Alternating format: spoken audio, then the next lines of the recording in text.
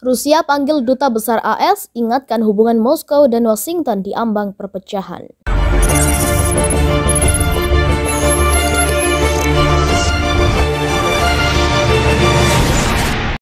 Pemerintah Rusia dilaporkan memanggil Duta Besar Amerika Serikat untuk Rusia John J. Sullivan sebagai bentuk protes resmi. Rusia mengingatkan AS bahwa hubungan Moskow-Washington diambang perpecahan. Protes ini menyusul pernyataan Presiden AS Joe Biden tentang Presiden Rusia Vladimir Putin. Sebelumnya Biden menyebut Putin penjahat perang karena aksi militer Rusia di Ukraina.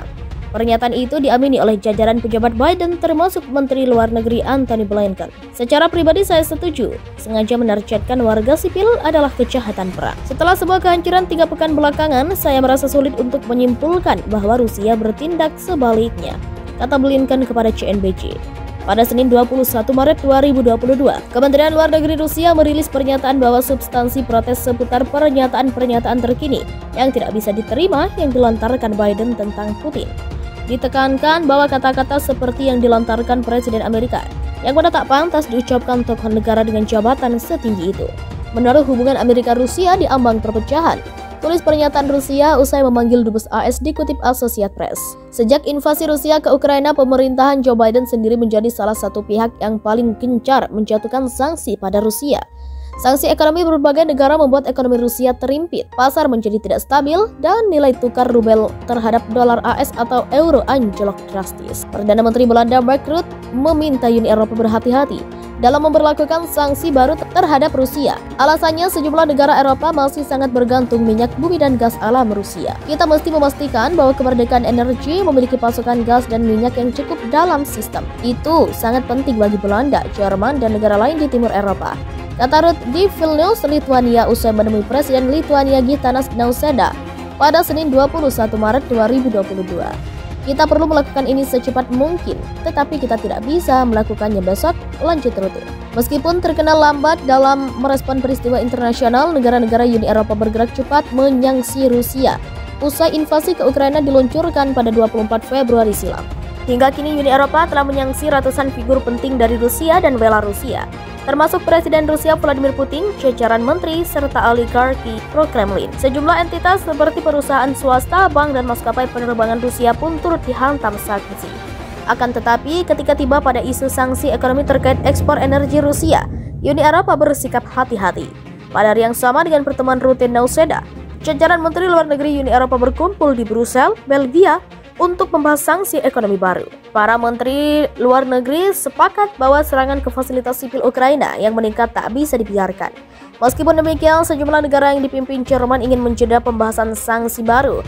Alasannya mereka takut Rusia akan menghentikan ekspor gas. Sebagian negara lain pun ingin menyimpan sanksi baru untuk kejahatan perang serius, seperti penggunaan senjata kimia. Kita telah melakukan apapun untuk menutup celah dalam sanksi-sanksi yang ada, kata Menteri Luar Negeri Jerman Annalena Baerbock. Sementara itu pendapat berseberangan dilontarkan Menteri Luar Negeri Lithuania Gabrielius Landsbergis. Kita tidak boleh lelah memberlakukan sanksi baru. Kita tidak boleh lelah menawarkan bantuan dan asistensi untuk Ukraina, katanya. Landsbergis menegaskan bahwa Uni Eropa harus menargetkan minyak bumi yang mana merupakan sumber pendapatan utama Rusia. Pemerintah Rusia dilaporkan memanggil Duta Besar Amerika Serikat untuk Rusia John J. Sullivan sebagai bentuk protes resmi. Rusia mengingatkan AS bahwa hubungan Moskow-Washington diambang perpecahan. Protes ini menyusul pernyataan Presiden AS Joe Biden tentang Presiden Rusia Vladimir Putin. Sebelumnya Biden menyebut Putin penjahat perang karena aksi militer Rusia di Ukraina. Pernyataan itu diamini oleh jajaran pejabat Biden termasuk Menteri Luar Negeri Antony Blinken. Secara pribadi saya setuju, sengaja menargetkan warga sipil adalah kejahatan perang. Setelah sebuah kehancuran 3 pekan belakangan, saya merasa sulit untuk menyimpulkan bahwa Rusia bertindak sebaliknya, kata Blinken kepada CNBC.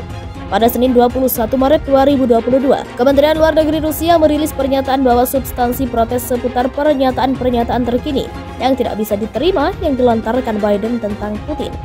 Ditekankan bahwa kata-kata seperti yang dilontarkan Presiden Amerika yang mana tak pantas diucapkan tokoh negara dengan jabatan setinggi itu menaruh hubungan Amerika-Rusia di ambang perpecahan, tulis pernyataan Rusia usai memanggil Dubes AS dikutip Associated Press. Sejak invasi Rusia ke Ukraina, pemerintahan Joe Biden sendiri menjadi salah satu pihak yang paling gencar menjatuhkan sanksi pada Rusia. Sanksi ekonomi berbagai negara membuat ekonomi Rusia terimpit, pasar menjadi tidak stabil, dan nilai tukar rubel terhadap dolar AS atau euro anjlok drastis. Perdana Menteri Belanda Mark Rutte meminta Uni Eropa berhati-hati dalam memberlakukan sanksi baru terhadap Rusia. Alasannya, sejumlah negara Eropa masih sangat bergantung minyak bumi dan gas alam Rusia. Kita mesti memastikan bahwa kemerdekaan energi memiliki pasokan gas dan minyak yang cukup dalam sistem. Itu sangat penting bagi Belanda, Jerman, dan negara lain di timur Eropa, kata Rutte di Vilnius, Lithuania usai menemui Presiden Lithuania Gitanas Nausėda pada Senin 21 Maret 2022. Kita perlu melakukan ini secepat mungkin, tetapi kita tidak bisa melakukannya besok, lanjut Rutte. Meskipun terkenal lambat dalam merespon peristiwa internasional, negara-negara Uni Eropa bergerak cepat menyangsi Rusia usai invasi ke Ukraina diluncurkan pada 24 Februari silam. Hingga kini Uni Eropa telah menyangsi ratusan figur penting dari Rusia dan Belarusia, termasuk Presiden Rusia Vladimir Putin, jajaran menteri, serta oligarki pro-Kremlin. Sejumlah entitas seperti perusahaan swasta, bank, dan maskapai penerbangan Rusia pun turut dihantam sanksi. Akan tetapi, ketika tiba pada isu sanksi ekonomi terkait ekspor energi Rusia, Uni Eropa bersikap hati-hati. Pada hari yang sama dengan pertemuan Rutte Nausėda, jajaran Menteri Luar Negeri Uni Eropa berkumpul di Brussels, Belgia, untuk membahas sanksi ekonomi baru. Para menteri luar negeri sepakat bahwa serangan ke fasilitas sipil Ukraina yang meningkat tak bisa dibiarkan. Meskipun demikian, sejumlah negara yang dipimpin Jerman ingin menjeda pembahasan sanksi baru. Alasannya mereka takut Rusia akan menghentikan ekspor gas.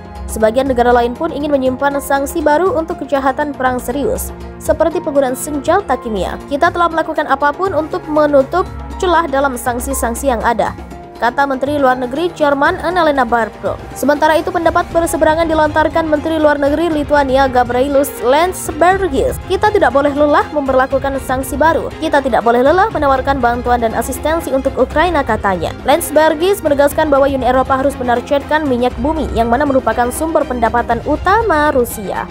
Pemerintah Rusia dilaporkan memanggil Duta Besar Amerika Serikat untuk Rusia John J. Sullivan sebagai bentuk protes resmi.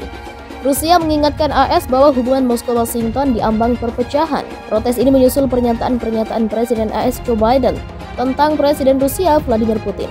Sebelumnya, Biden menyebut Putin penjahat perang karena aksi militer Rusia di Ukraina. Pernyataan itu diamini oleh jajaran pejabat Biden, termasuk Menteri Luar Negeri Antony Blinken. Secara pribadi saya setuju, sengaja menargetkan warga sipil adalah kejahatan perang. Setelah sebuah kehancuran 3 pekan belakangan, saya merasa sulit untuk menyimpulkan bahwa Rusia bertindak sebaliknya, kata Blinken kepada CNBC.